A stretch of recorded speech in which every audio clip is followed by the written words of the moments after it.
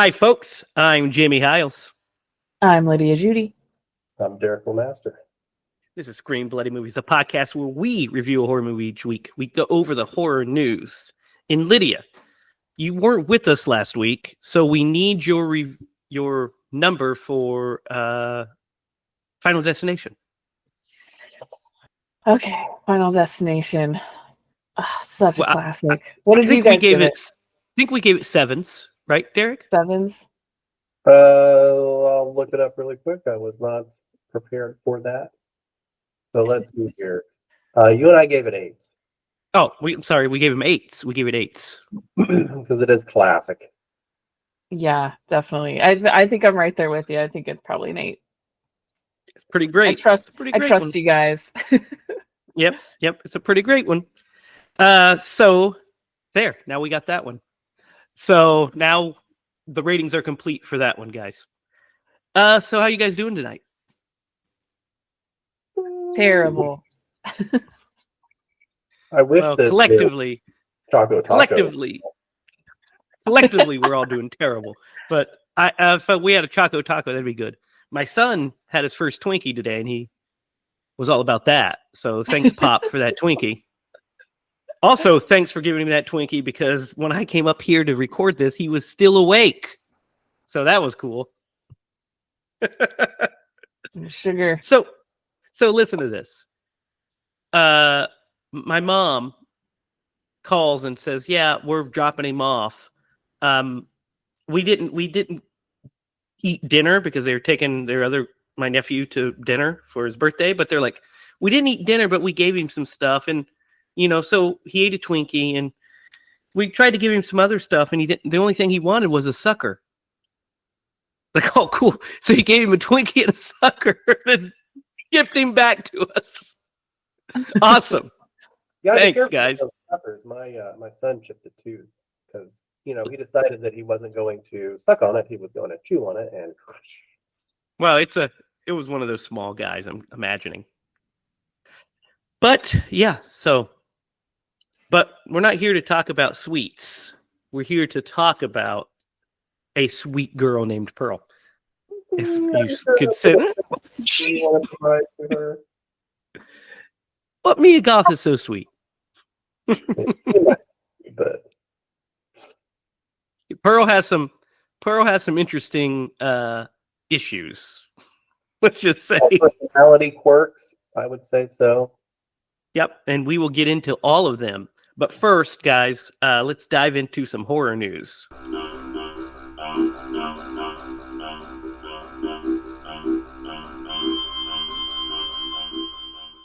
And I've got a pretty decent batch here.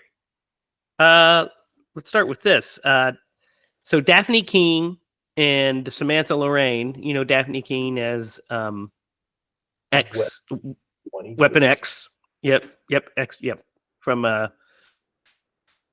the Wolverine films. But Jay Hernandez, the actor from Suicide Squad and from Hostel, he is making his feature film debut with a survival horror movie called Night Comes.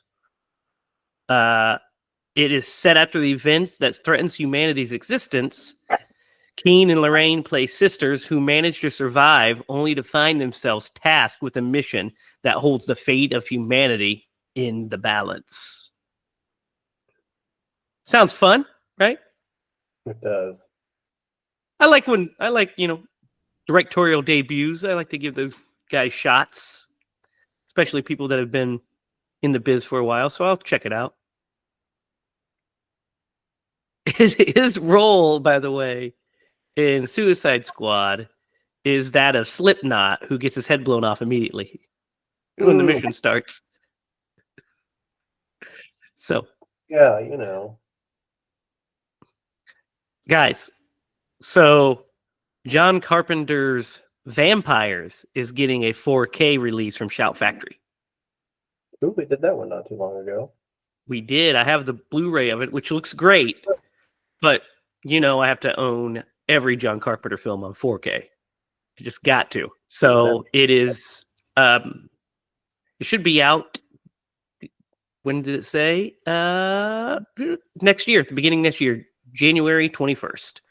So I'll be getting that one. We all liked vampires. I think we gave it like pretty high marks, right? It was a good one. A lot of fun. Yeah. This is interesting. So there's a new horror comedy coming out called Family Movie, which is directed by Kevin Bacon and Keira Sedgwick. And they'll star along with their children, Travis and Sosie Bacon. I think I heard about this. The nepotism. So that should be fun. The plot is the film follows an eclectic but tight-knit family of filmmakers who suddenly find themselves in a real-life horror movie when a body turns up on the set of their latest low-budget slasher.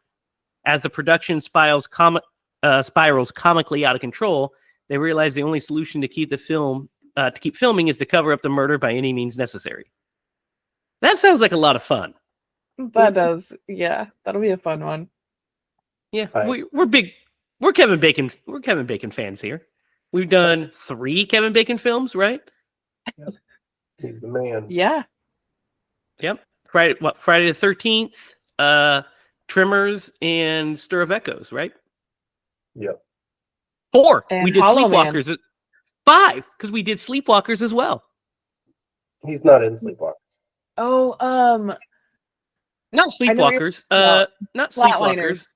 Flatliners. yes. Yeah. Holy cow, we are like a Kevin Bacon podcast. We are, well, it's because of the 6 degrees, man. I was He's gonna always say, around. Not just for no reason. Yeah. Yeah, he's everywhere. That sounds like a lot of fun. I'll definitely give that one a watch. Guys, Scott Derrickson has updated us, and the Black Phone 2 has started filming. Nice. We still don't have any plot device or any like kind of plot. We just know that he says Joe Hill pitched me a wonderful idea for a sequel. And that's what they're doing. So I think we gave that one also pretty high marks, didn't we? We enjoyed that one. Mm-hmm. So are you guys Yeah. excited to revisit the Black Phone? I don't know how they're going to do a sequel, especially since the Grabber is in it. Yeah. Right. It's a good question. Well, I mean, he killed a lot of people. Maybe it's a prequel, but it's also got But the it's- original. But it's could not, be a 'cause the kids are completely back. different story, but like the Black Phone itself, like psychically works in another story somehow. I don't know. Maybe, but the Grabber's in it. We know that the kids are back as well. So who knows? Interesting. Guys, Lionsgate has officially announced Orphan 3. What? So we're getting a third Orphan movie. Has been officially greenlit with Isabel Furman returning to play Esther. We don't have any plot details or anything, but it's happening. What do you guys think? I don't know. I have not seen the prequel. So Yeah, me either. apparently it turned out well because they're making another one. Yeah, I mean it made enough money. I mean, it's a pretty strong franchise at this point, I guess. The first one is really good. We liked it. We thought it was fun. The second one, or the prequel, First Kill, we'll have to review it. I've watched it. It's fine. And then, so yeah, I mean, look, I like her in this role. I don't know how much longer she can play this role. She's going to be 45 here soon. I'm just kidding, but she's definitely getting older. So I don't know. Yeah, they have some way of doing it, I guess. I don't know. They do. Hey, you know what? I'm down with it. These movies are fun. And then, guys, lastly, this piece of horror news. We've got our first image of Pinocchio Unstrung, which is in the Poonaverse. starring Robert Englund. Is he the Pinocchio's creator? I don't know. I don't know if he's playing Geppetto or what, but here we go. Oh my! You'd have to. I actually saw, I think I saw this puppet, like a video of the puppet, and it looks actually like pretty cool. Oh man. I don't know The about image this, doesn't guys. look great, but it moves and it looks freaky when it moves. Look at this. Like it's very like Chucky like Well, that's not Robert there, so No, that's not him. yeah, who's that? Look at this poster. Oh my god, this poster is atrocious. That the is poster pretty bad. is bad, but still. It's Uh, good. It's bad but good somehow. So Robert Englund, I think, is just who knows who he's playing. He probably is going to just be a cameo in it, I would imagine. We don't really have plot details. It just says Christopher Robin was only in like a few scenes of the Winnie the Pooh one. You know, Pooh well, Blood there and is the Honey. sequel. We haven't done the sequel yet. Yeah, that's true.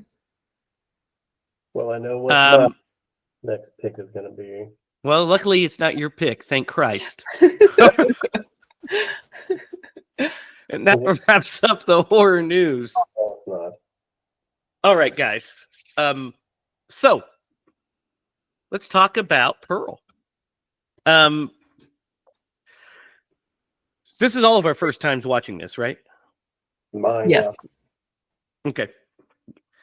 Because we did X earlier in the year, right? And that was the first time we watched it, and we all really enjoyed it.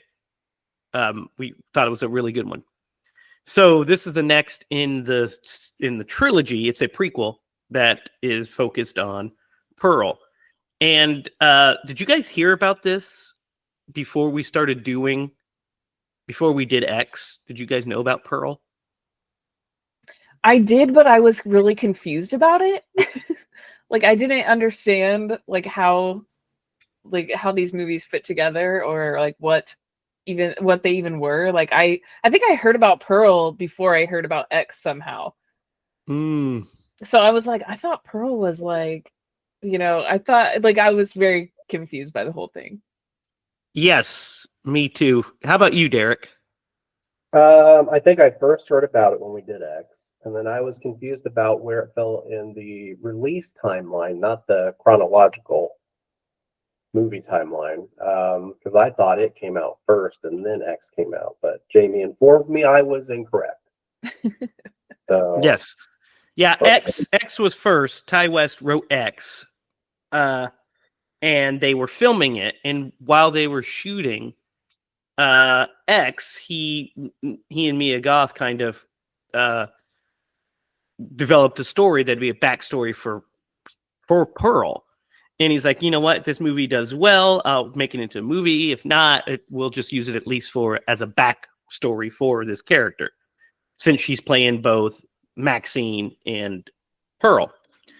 And so he pitched it because he wanted something to do. This hit smack dab in the middle of the pandemic. So all the sets were still up for X. He pitched it. They greenlit it. So they just rolled in and they were in New Zealand. They shot this in New Zealand. So they used the crew from James Cameron's Avatar, The Way of Water. Because they were on a break from shooting that due to COVID. But they were in the bubble. So they just all were able to coalesce and make this movie. wow. And I think setting her being the age she was in 1919, or 1918, not only because of the timeline since the movie takes place in the 70s, but that being the height of the Spanish flu was very timely for the pandemic that we were going through. Because there was very similarities, people wearing masks and such, which was a pretty interesting touch. So where do you guys want to start with this one? I know where I want to start, because I want to start with the opening, just the beginning, because it's gorgeous. Like, it's so beautiful. It's like a Technicolor movie from the 30s, like Wizard of Oz or something. And then with a little film noir thrown in there with the titles in the score. Yes. Guys, Yes. I loved it. It's so good. It's so good. The score really like brought it all together for me. I loved the score of this. Yeah, it was awesome. What'd you think, Derek? Oh, I agree. That opening, like of the farm and the background, like the sky, it was really quite Beautiful. Yeah.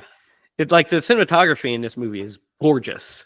In Ty West's direction, he just knows how to freaking frame a shot, and he just has an eye.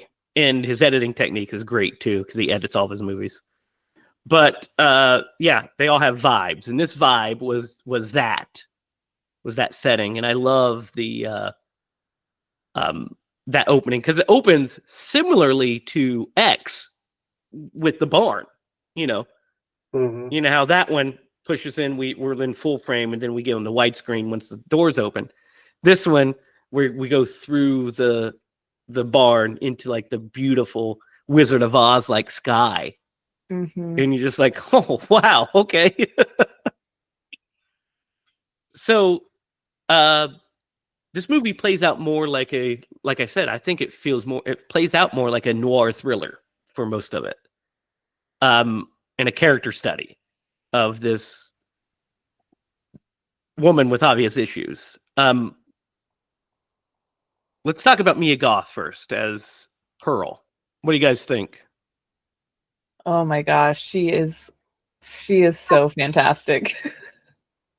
Yes, She kills it. She is so brave. She is so like just loud. Like her acting is so cool. I love watching her. What say you, Derek? Yeah, I think that she nailed this part. All aspects of it. There's such a weirdness to the character.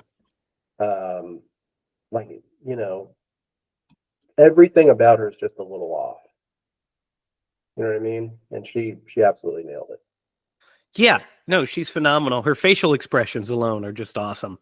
Yeah. Like the way she emotes certain things, and like, yeah, when she swings for the fences, she swings for the fences. Like, she's like those like big moments, like with the argument with her mom, and with David Cornsweet's character, the projectionist, and then also like the big scene for her is when she's given the speech to Mitzi, and it's just basically a close-up shot of her acting, and it's fucking phenomenal. Yeah, it makes you wonder how many takes that took. Dude, knocked my socks off. I'm like, this woman is like just amazing. Her acting is amazing. It's like next level. I'm glad you brought that up because Jamie and I have watched it. We watched a film once. We're not going to name it. Maybe one day we'll do it on the podcast. There's like a 5-minute scene between two characters. It's a long dialogue scene in a hospital, and it lulls you to sleep, and it has absolutely nothing to do with the plot of the movie. It was just stuck in there. So you contrast that with this, and really, with anything. She did a great job in that water. It was brilliant. Yeah, it's just just locked off camera, let her act, and you're just like, my God, okay. Yes, I love it. Good. The one thing about that scene specifically, I kept waiting for them to like cut back over to the other character because I was like, what's her face got to be looking like right now? Yeah, it's a beautiful choice not to until the end of the speech. Yeah. It's a beautiful choice. Because, the main focus is her. And just her. Yeah, it's awesome. We'll get there. But the other actors in this movie are also just all great. Just across the board, great. The woman that plays her mom is really, really good. Yeah. especially having to play that kind of cold disciplinarian with like just the rage simmering underneath. She's barely hiding her disdain. The father has an interesting role. That actor, because he just kind of has to sit in the chair and look scared the entire time. Pulls it off, man. I felt for that character. I was like, "You poor bastard! You're just like, listen in the middle of all this, and you almost got fed to an alligator." Dude. We'll talk about all that stuff. David Cornsweet is plays the projectionist, and he's great. That's Superman, by the way, if you guys don't know. What? Yeah, the projectionist is Superman. Yep, that's our new Superman. It's James Gunn Superman. Oh. He looked like he could play a Superman. Like, yeah, okay. And I kept thinking, man, he looks really familiar. Where do I know that guy from? Okay, you know him because he's the Man of Tomorrow. That's how you know him. Mm-hmm. But he's great in this. He definitely has that kind of film noirish kind of flavor. Now, this is the setting of this is pre-noir because it's in 1918 and not 1930s and 40s, but it still kind of has a feel of one of those kind of seedy old style movies. And like I said, the big Technicolor of Wizard of Oz and those kind of things. But I love his character is kind of like he plays multiple roles. Basically, he's her vessel for escape. She sees him as a vessel for escape, but also as kind of like the devil on her shoulder saying, hey, you can do this stuff. But he doesn't know what he's getting himself into. Obviously.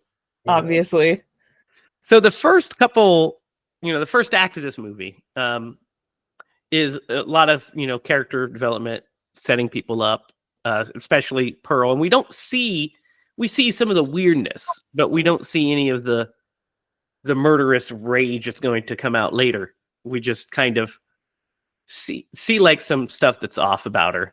Like, I mean, when she fucks that scarecrow. Well, I mean, up until then, I mean, she's just at that point, she's just a daydreamer, a vivid daydreamer.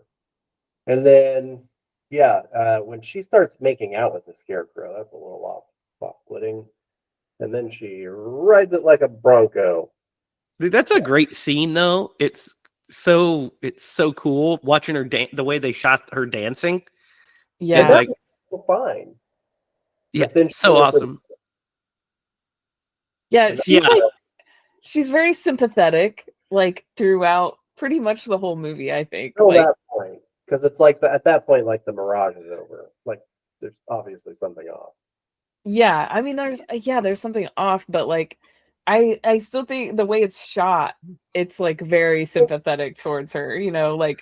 Well, we're seeing it through her lens, is why. I mean, this is her story, so we're seeing it through her lens. But when she when she kills the goose, you're like, oh no. Right at the beginning. Kills the goose, and you're like, oh no. And then she feeds it to the alligator, and she seems to really love the alligator, and that makes me sympathize with her again, because I'm like, well, that's like, she loves this alligator. The goose, that's just, it's like feeding a rat to a snake, kind of, Not quite. Because she horribly murdered it with the pitchfork. And then also, not only that, but I like how we get basically the mom says, hey, she says, I've seen what you are.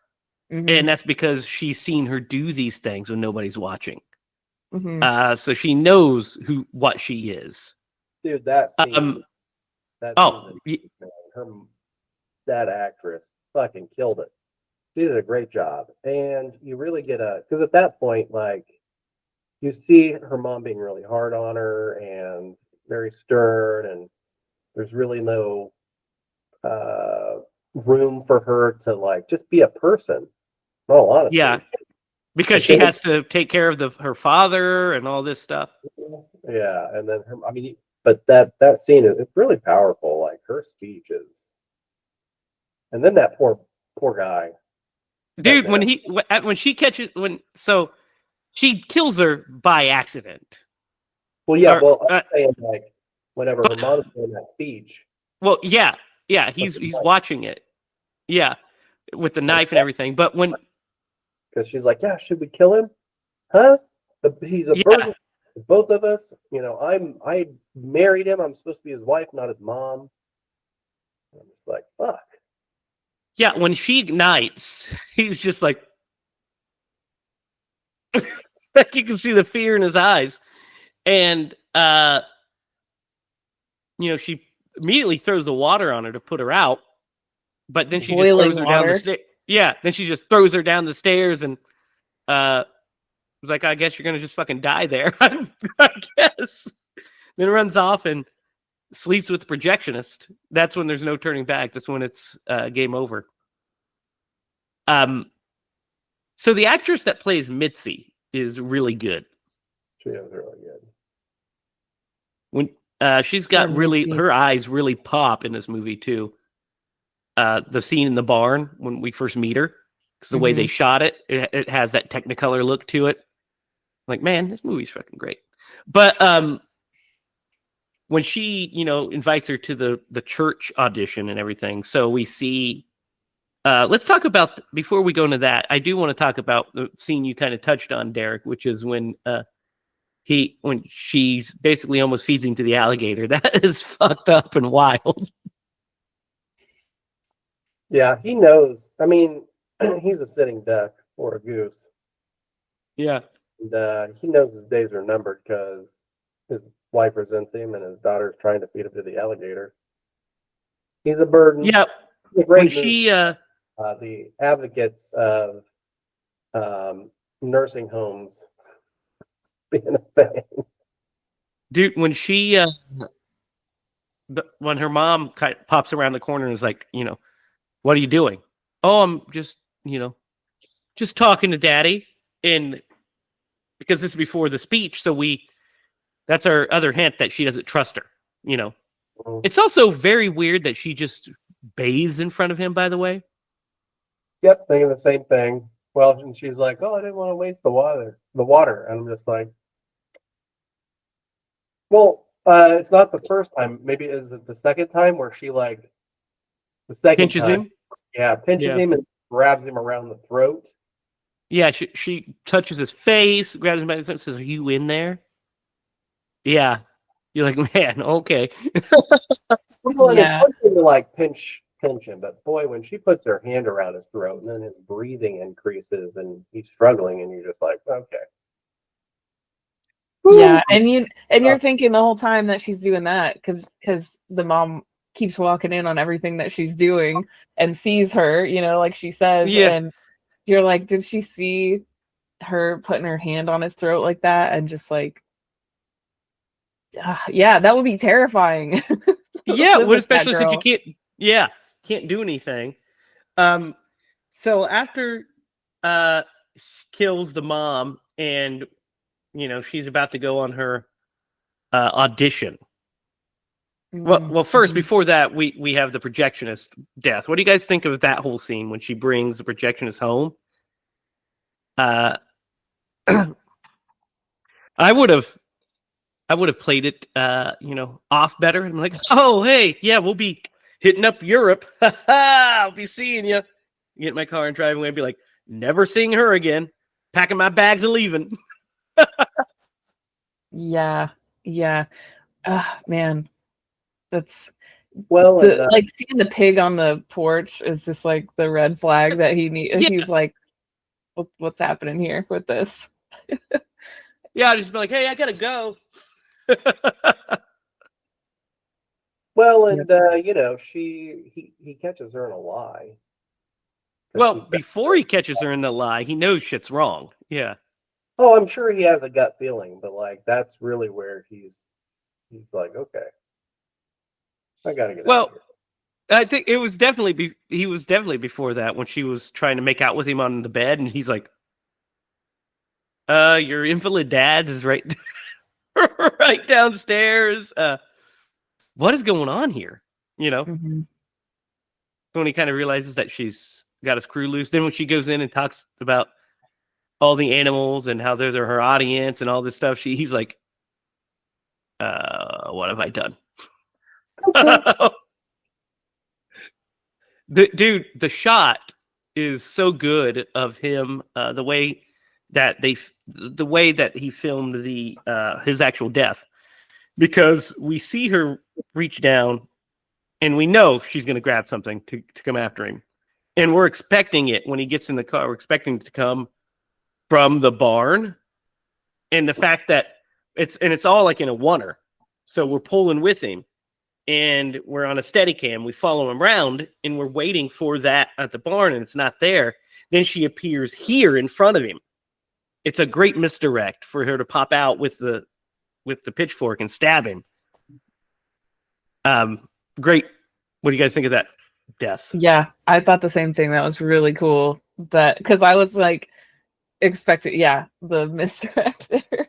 Whatever. Great misdirect. At all times, that would have happened to me. Yeah, I would never let. I wouldn't have my turned my guard back down. on her. Oh yeah, I would No. definitely turn my back on her. But no, I mean, so that the shot, it was set up really well. Yeah, And, awesome. Yeah. You are expecting it to come from one side, and then it appears on the other. So. Well, I was expecting her to be running from the barn. Yeah. And I thought we were going to get that shot, like he was going to get in the car, or she was. At first, I thought it was going to be at the back when he's walking to it. Then, when he gets in the car, I was expecting her to be running, but instead, she's already here. It's just a great misdirect, a great shot. Well, and her biggest mistake was just going back to the farm. Like at that point, like your mom's dying, if not dead, in the basement, and your dad's not going anywhere. Like, why would you even go back? Well, because she has to cover it up, or else she's going to be wanted for murder, Derek. 18 or whatever it was. Like, she couldn't go back to that county, but it wouldn't have been that big of a deal if she would have traveled the country. Maybe. Well, not if she became famous, I guess. Pretty obvious where she is. Security numbers. She could have played it off. Yeah, it was really easy to get away with stuff back then, Yeah, well, I mean, she does. She ends up, pushing the car into the alligator pit. Well, and the alligator's the best cover-up you got, man. Yeah, it is. Yeah, it is. And, I mean, so we're good to go there. But then, so the audition scene is spectacular, you guys. Yeah. Yeah. Everything building up to the audition scene, I was tense because I'm like, this audition's going to go poorly. I just knew it was not going to go well. And I was like, and if it does, something's going to go wrong. But I'm like, oh, man, because when we're just going from chair to chair, waiting on her to come up, I'm like, oh, my God. I could just feel the tension. And then when she gets in there and she just puts on that face and starts doing it, I audibly laughed out loud. I was like, ha, ha, ha. Like, that's Me such too. a great. Me too. You didn't see it come. She's like, well, and it's so great the way they set it up too, because she puts on this like blood red dress that just looks terrifying, and she has this face like there's never been anyone more determined. Face. Like just the most determined face ever. It's like intimidating. And they're just like, and then she just like busts out into this crazy dance, and you're just like, yeah, dude. You can't help but laugh. It's so fun. And then the way they go into her daydream of it, like how she's seeing it with the background dancers and the fireworks going off and the set, it's so good. I'm like, oh man, I love this. This is awesome. It's like one of those.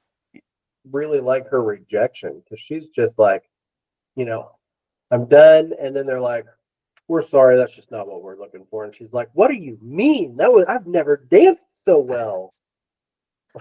You're just like,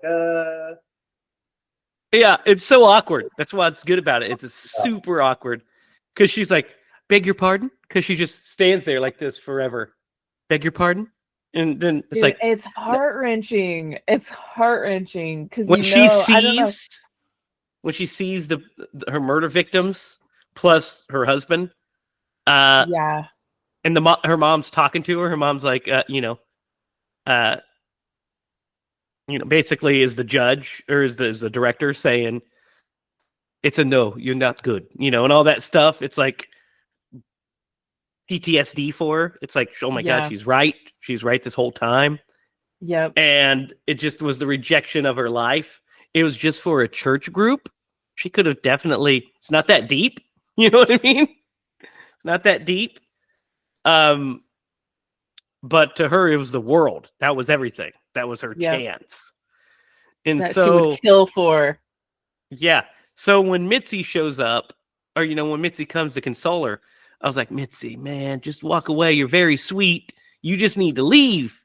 Just don't.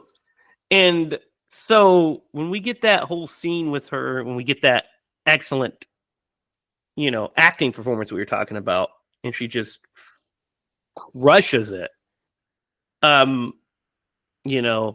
That whole time you're mesmerized, but you're also terrified for Mitzi. I was like, oh man, she's Because in the back of your mind, you know that she got it. Yeah. Because she was blonde. Like literally because they were just looking for someone who was young and blonde. So here's the thing. I don't like, so they said that, yeah. I agree. I don't know if she got it.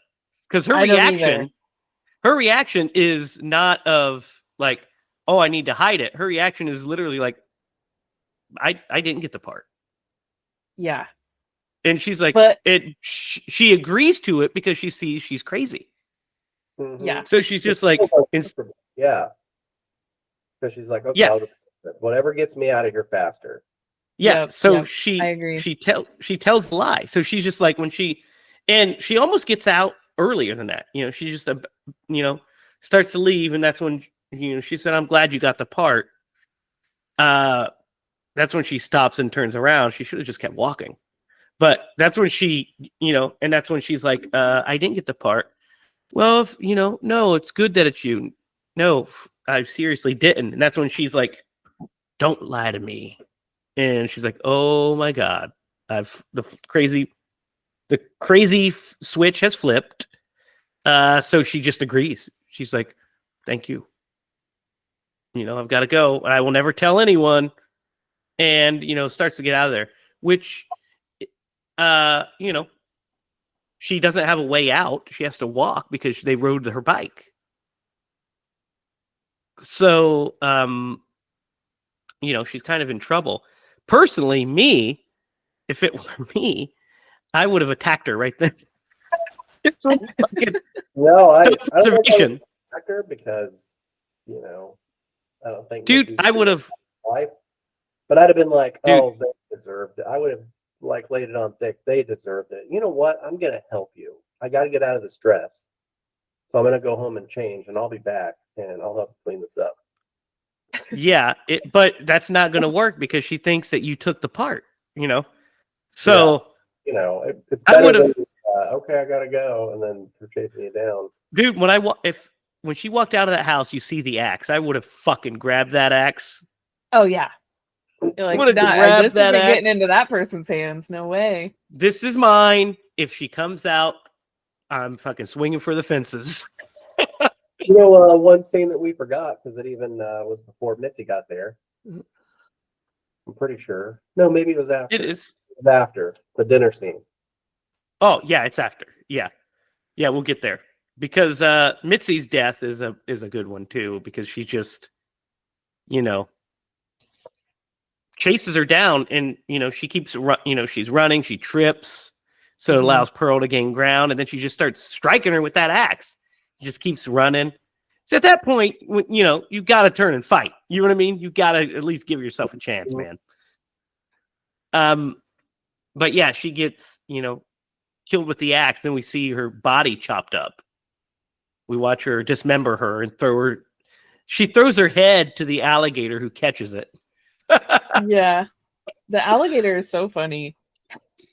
Yeah, so she dismembers her, throws her to the alligator, and then she goes downstairs and lays with her mom because she says during her speech that her mom meant well and that she did love her and all this stuff, and that she really does love Howard wherever he is and whenever he comes back. And, you know, she feels bad about the murders that she committed. Like, she feels bad about them now, but she said they felt good when she did it. And, you know, maybe, is there something wrong with me? Yeah, I'd say so.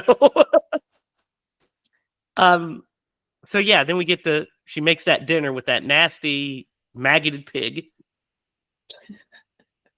sits it on the table, and then combs her mom's hair so it's, you know, there, and then sits them both at the kitchen table and has like a dinner with them. And because she strangles her, or she suffocates her dad with a pillowcase. Yeah. Which Yeah. is, It's an interesting scene because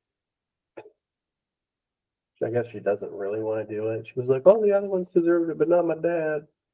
yeah, and she's like, you know, tells him how much she loves him and how, you know, how much she appreciates all he's done, gives him a kiss, and then you know, takes the pillowcase off and, you know, suffocates him. So the ending, what, Derek? I said, as one does. Yeah, as one does. So the ending is pretty abrupt at that point, because I mean, you know, the climax of the movie is the speech she gives to Mitzi. That's the climax. When we see who she really is, and then Mitzi's murder, and then that's when we realize she's the Pearl that we meet in X. You know, it's not like she just went crazy and decided to do this. This is who this fucking crazy woman has been her entire life. Mm-hmm. So that's the start of her murder spree that she went on after this point and up until X. So Howard just been mentioned throughout this whole movie. He finally shows up, walks in from the war, happy to be home, and he is greeted with the fucking rotting corpses of his in-laws, and Pearl holding some juice, and said, "Oh, Howard, I'm so glad you're home." And we get this awkward long shot of her continuously smiling and crying. It's so good. Yeah. Just over. You know, there's a song that kept running through my mind when I was watching this movie. Was it Buckeye Cherry? No, Buck Cherry. Buck Cherry? Cherry song. Hey, you know, I we could start a band and call it Buckeye Cherry, or the Sarai the throwback. Yeah. What do you guys think of that ending? I loved it. Pretty fitting. I related to that ending. Dude, she's just trying to. She's just at another. She's off the reservation at that point. She's off the planet. And she's just. Yeah. Oh my god! Well, the whole I movie just love it. Dam that's about to crack, and then yeah, the flood occurs. There's no going back. Yeah. It's great. It's a great performance at the end there, and the way we just close on her, you know, circle on her face. Good, good ending. Yeah, the score is great in this thing. I think Tyler Bates did the score. Let me double check.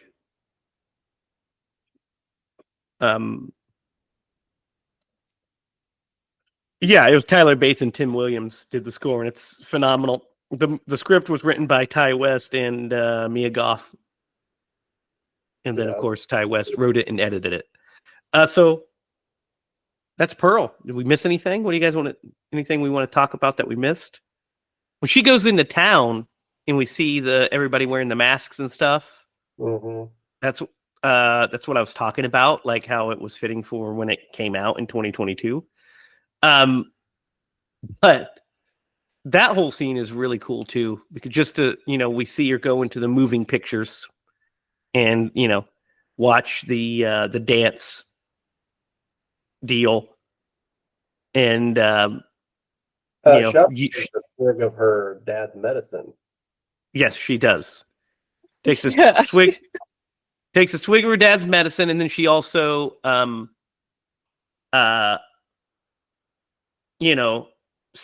sees that's where she meets a projectionist. But she uses the money that her mom gave her to go to the show, and that's the sense that we're missing.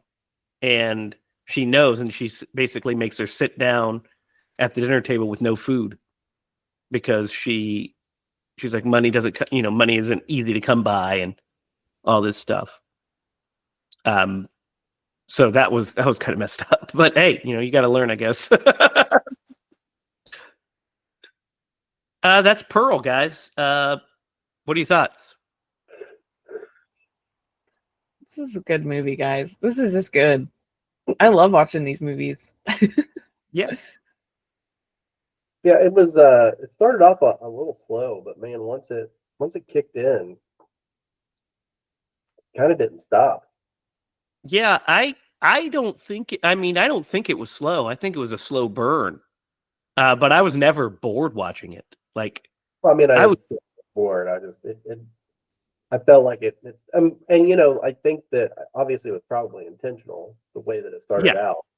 It was a bit of a slow build till you started to get some momentum, but like once it got there, it didn't stop. Yeah. So I think, yeah. So what do you guys think about it? What are you going to give it?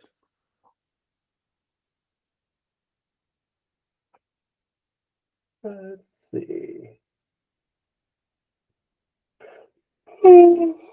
Are you tired, Derek? You've only yawned like 16 times. Into that. Do you guys want to know what we rated? Yes. Every one of us gave X an 8. Okay. So Derek, what are you going to give this one? I'm right there. I do think X was probably a little bit better. I mean, not by much. I mean, this movie, it did pretty good. It was a lot of fun, especially once she they made that turn. Like it definitely kept your attention, and it's a movie you could watch again. It was entertaining. I'm gonna give it an 8. I'm gonna keep with that. What do you think, Lydia? Man, like, I'm this close to giving it a 10. Like, I have no complaints about this movie. I thought it was so fun to watch. I thought it was gorgeous. Like, the performance from everyone but Mia Goth, like, just freaking killed it in this. I mean, I just couldn't look away. I couldn't look away for 1 second. Yeah, I'm gonna give it a 10. I don't remember if I felt like the other one was better, but like this kind of movie, I just really appreciate that they made this out of just like, oh, this character, we can take this character and run with it and create something so fun and like classic. And I don't know, I thought she was really scary when she like snapped and started killing people, pitchforking people, axing people. Pretty cool. Yeah. I'm not going to give it a 10. I don't think it's a 10, but I do think that it's better than X. And I really like X. I think I like this one better. I think I don't know if I like it. It's hard to say. I love the grindhouse feel of X and the Texas Chainsaw Massacre feel, but I love the beauty of this thing, this Technicolor. It was unexpected for me. So if I gave X an 8, I'm going to probably give this one an 8.5. I think it's on par, just maybe a little bit better. Maybe a little bit better. Like, the story, I think, is probably better. in this one. The other one has more kills, better kills, and it has more horror when the horror starts. And Maxine is a great character, and I love her. But this one, she just had a lot to chew on, and it's a really cool character study. So yeah, 8.5 for me. So guys, time to Atkinize Pearl. Who would Tom Atkins play in this one? Thrill me. You'd have to be the projectionist. Yeah. Yeah. Yeah. Oh man, he would kill that part. He He would. would kill that part. Crush that. Especially that alley scene. She wouldn't have left. Yeah. No. No. And then when he's showing her like the stag film, which by the way, guys, I've got to talk about real quick. I put this movie on. It's on Netflix. I put it on, and you know how it gives you the rating at the top of the screen, and it said rated R for extreme violence and stuff, and then it said graphic nudity, and I was like, oh, I'm gonna get some, because we had graphic nudity in X, multiple different nude scenes, guy, oh boy, hung dong, all of it. This one, the only nudity was that stag film. I was like, that wasn't graphic. What are we talking about here? I mean, I guess kind of because you see a little bit of bush and some a butt, but it's like nothing like X. X was definitely more graphic nudity. Lydia, it's your pick. What are we watching next week? Okay. So I've decided to pick a movie that me and Jake just watched over October spooky movie sessions, and I mentioned it to you guys, and I was like, I'm just gonna go ahead and pick it because it's a good one. I think you guys are gonna like it. So it's called No One Gets Out Alive, and it came out 2021, and it's on Netflix. Okay, No One Gets Out Alive. Yes, and okay, that's all I got. All right. That's everything. You already did the thing where we can see where it's streaming. It's on Netflix. There you go. No One Gets Out Alive on Netflix.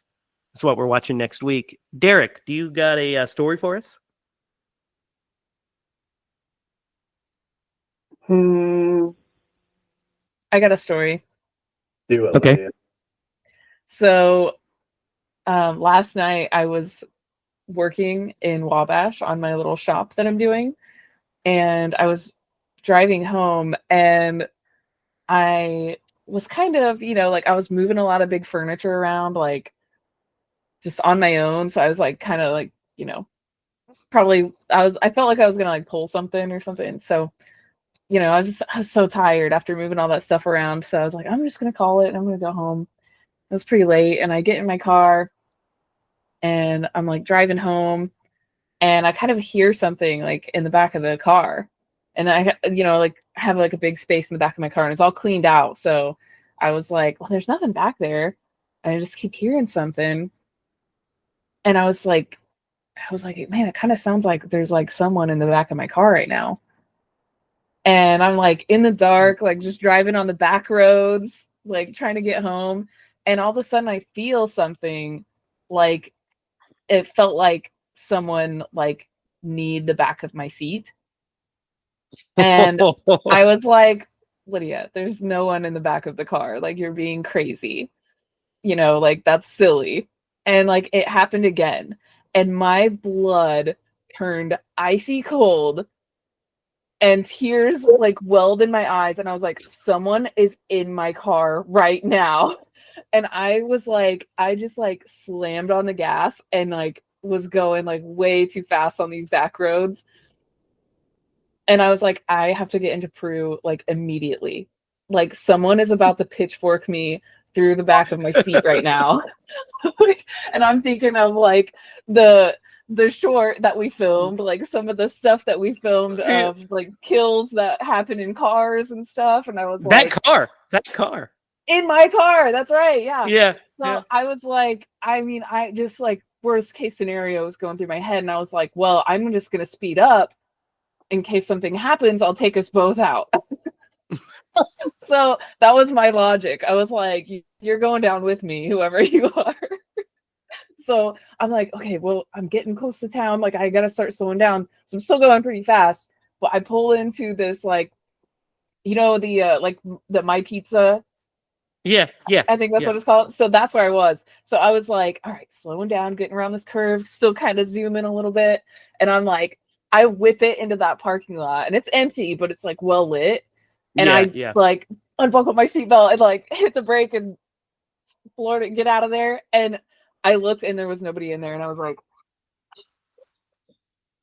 and so I got home and I told Jake about it, and he was like, you probably pulled something and like your back was spasming. And he was like, and you were warmed up, so you didn't notice that it was. And I was like, dude, my back is like completely spasming. I thought someone was kicking my seat. I heard something, and I was like, I was seriously gonna have a heart attack. I was so scared. I've never been like in such survival mode before. Wow. Yeah, I like how your logic was to just drive faster.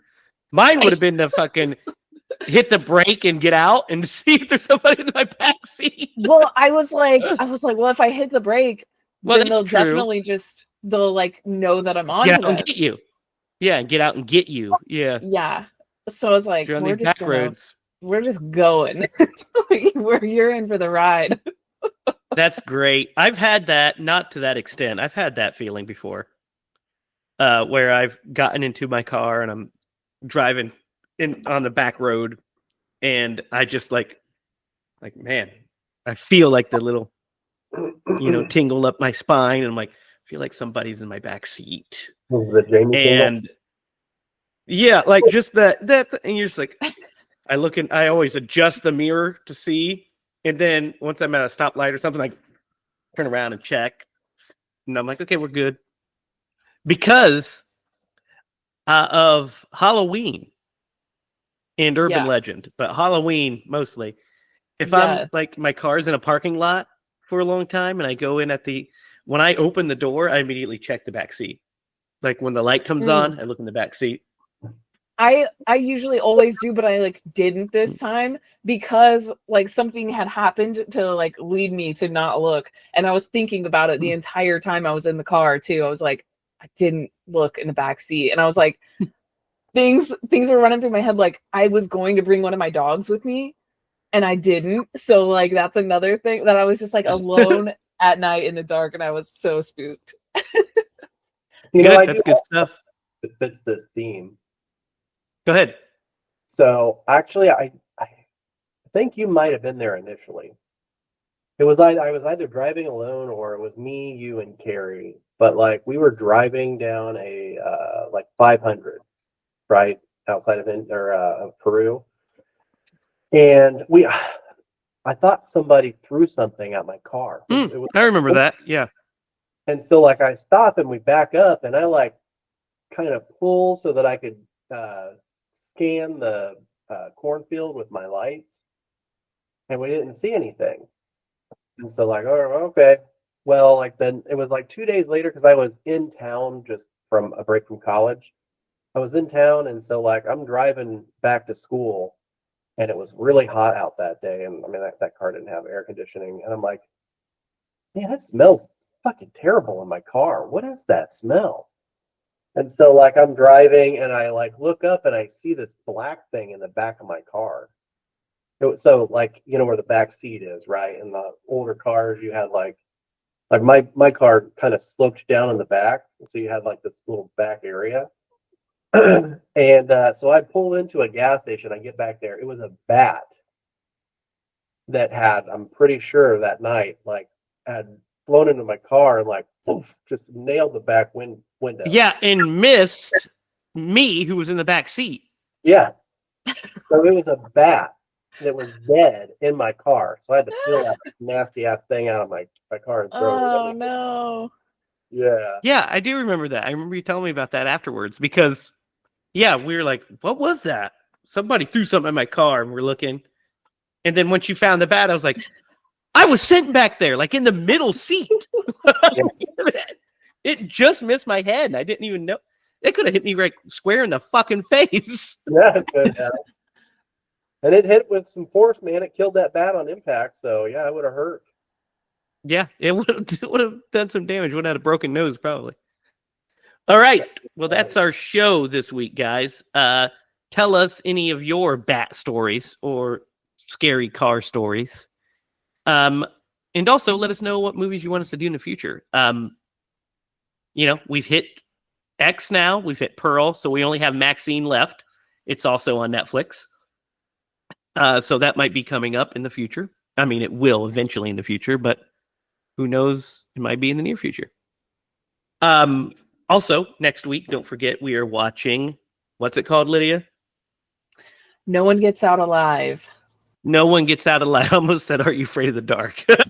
I know, it's like a real catchy title. Yeah, I know. It's like, all right. So No One Gets Out Alive on Netflix. So watch that, bone up for next week. We'll have some casting news for you very soon. That should be released by the time this airs, actually, probably. We should have the actors that are attached to the project so far. It's coming along great.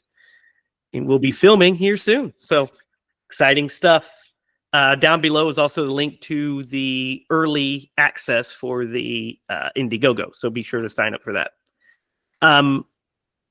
So until then, for Derek Lemaster and Lydia Judy, I'm Jamie Hiles. Remember, if you're going to scream bloody movies.